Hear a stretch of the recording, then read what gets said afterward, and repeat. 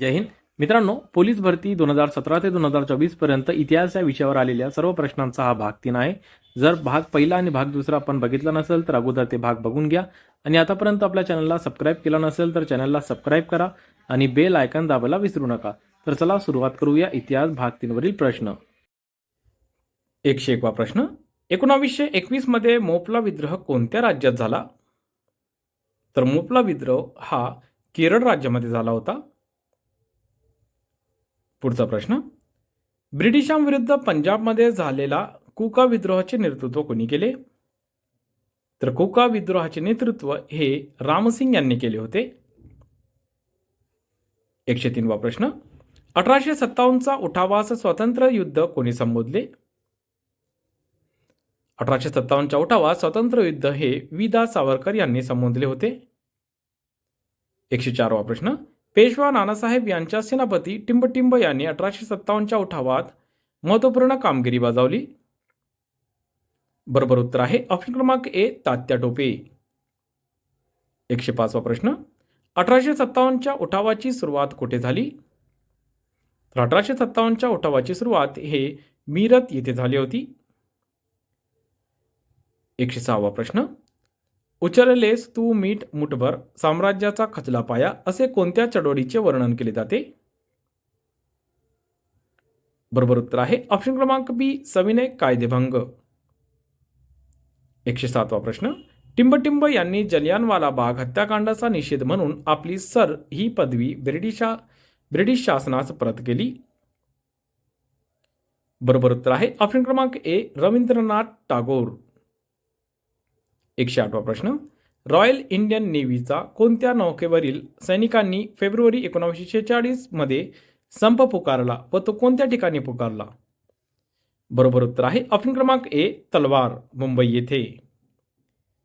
109वा प्रश्न. सर्वप्रथम home rule चळवळ कोणी सुरू केली? तर सर्वप्रथम होम रूल चळवळ ही एनी बेजंट यांनी सुरू केली होती. 110वा प्रश्न. पुणे करारावर कोणी स्वाक्षऱ्या केल्या? तर पुणे करारावर महात्मा गांधी आणि B.R. आंबेडकर यांनी स्वाक्षऱ्या केल्या होत्या. 111वा प्रश्न. गांधीजींनी आपल्या कार्याची सुरुवात कोणत्या देशातून केली? गांधीजींनी आपल्या कार्याची सुरुवात ही दक्षिण आफ्रिका या देशातून केलेली आहे. 112वा प्रश्न. बंगालची फाळणी कोणी रद्द केली? तर बंगालची फाळणी ही लॉर्ड हॉर्डिंग्स यांनी रद्द केली होती. 113वा प्रश्न. 1907 मध्ये काँग्रेस विभाजनाचे कारण कोणते?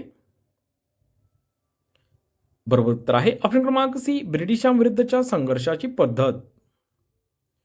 114वा प्रश्न. नेताजी सुभाषचंद्र बोस यांनी दिल्ली चलो ही घोषणा कुठून दिली? बरोबर उत्तर आहे ऑप्शन क्रमांक बी, सिंगापूर. 115वा प्रश्न. कोणता कायदा काडा कायदा म्हणून ओळखला जातो? तर काडा कायदा म्हणून रॉलेट ऍक्ट हा ओळखला जातो. 116वा प्रश्न. भारतीय असंतोषाचे जनक कोणास म्हटले जाते? भारतीय असंतोषाचे जनक हे लोकमान्य टिळक यांना म्हटले जाते. 117वा प्रश्न. राष्ट्रीय काँग्रेसचे दुसरे अधिवेशन कोणत्या शहरात झाले? राष्ट्रीय काँग्रेसचे दुसरे अधिवेशन हे कोलकाता या शहरात झाले होते. 118वा प्रश्न. एनी बेझंट व टिंबटिंब यांनी होम रूल चळवळ सुरू केली. एनी बेझंट व लोकमान्य टिळक यांनी होम रूल चळवळ सुरू केली होती. 119वा प्रश्न. भारताच्या स्वातंत्र्य लढ्यातील चले जाव ही चळवळ कोणी सुरू केली होती? तर चले जाव ही चळवळ महात्मा गांधी यांनी सुरू केली होती. 120वा प्रश्न. सविनय कायदेभंग चळवळीच्या वेळी सोलापूरच्या सत्याग्रहात आघाडीवर कोण होते? बरोबर उत्तर आहे ऑप्शन क्रमांक सी, गिरणी कामगार. 121वा प्रश्न. चंपारणमधील शेतकऱ्यांचा लढा टिंबटिंबशी संबंधित होता. तर चंपारणमधील शेतकऱ्यांचा लढा हा नीडशी संबंधित होता. 122वा प्रश्न. भारतीय राष्ट्रीय सभेची स्थापना टिंबटिंबमध्ये झाली. भारतीय राष्ट्रीय सभेची स्थापना ही 1885 या वर्षी झाली होती. 123वा प्रश्न. कोणत्या वर्षीचा कायदा मोर्ले मिंटो सुधारणा कायदा या नावाने देखील ओळखला जातो? बरोबर उत्तर आहे ऑप्शन क्रमांक ए 1909. 124वा प्रश्न. जातीय निवाडा या नावाने इतिहासात प्रसिद्ध असलेला निवाड मन रॅम्से मॅकडॉनल्ड यांनी केव्हा जाहीर केला?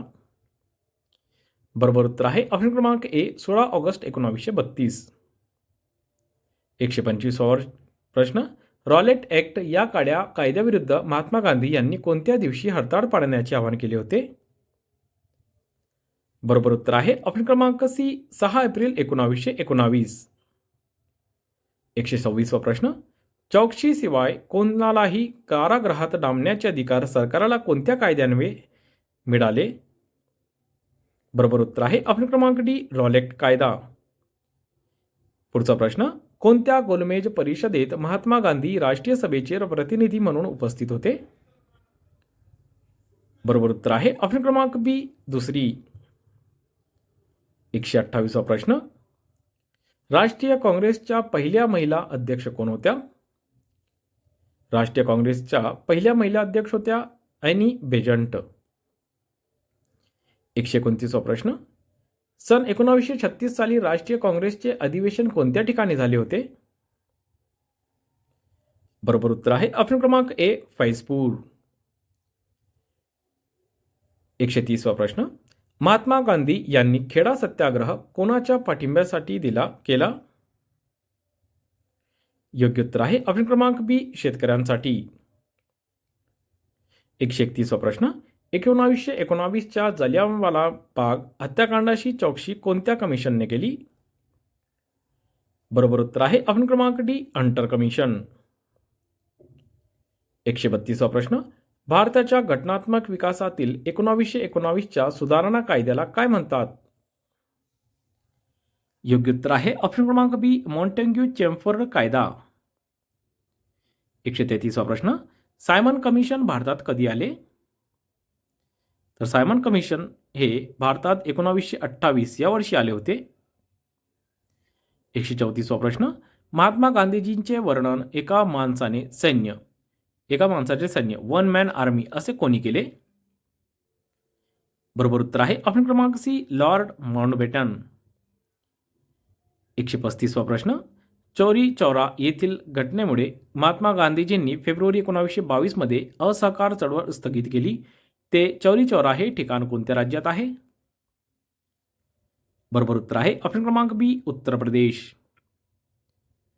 136वा प्रश्न. महात्मा गांधींनी केलेल्या सत्याग्रहाचा पहिला प्रयोग कोणता? बरोबर उत्तर आहे ऑप्शन क्रमांक ए चंपारण. 137वा प्रश्न. इतिहासात विशेष महत्त्व असलेले जलियांवाला बाग कोठे आहे? तर जलियांवाला बाग हे अमृतसर या ठिकाणी आहे. 138वा प्रश्न. महात्मा गांधीच्या नेतृत्वाखाली शेतकऱ्यांनी 1918 मध्ये साराबंदीची चळवळ कोणत्या जिल्ह्यात सुरू केली?